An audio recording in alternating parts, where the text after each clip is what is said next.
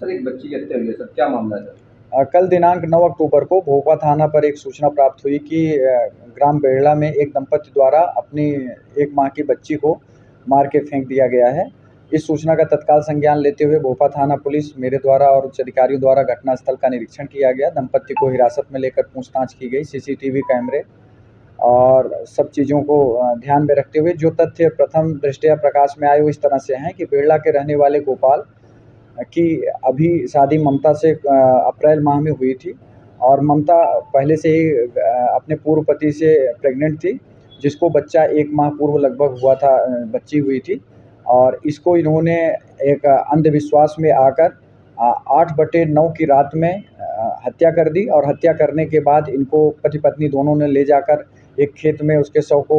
फेंक दिया। फेंकने के बाद ये लोग सुबह में जल्दी से जाके उसके शव को ले आके नहर में फेंक दिए। इस संबंध में इन लोगों की निशानदेही से दोनों दंपतियों की निशानदेही से बच्ची के पहने हुए कपड़े बरामद हुए हैं और इस घटना में प्रयुक्त जो मोपेड है और जो साइकिल है वो बरामद हुई है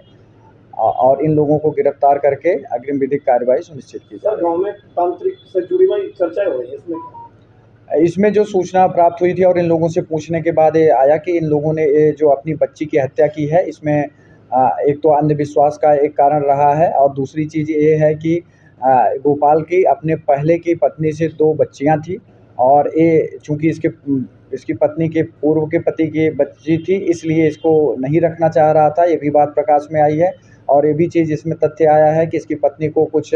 समस्या आ रही थी, जिसको जगह-जगह दिखा रहे थे और इन सारी चीज़ों को मिलाकर इन दोनों लोगों ने मिलकर अपनी बच्ची की हत्या करके और उसके शव को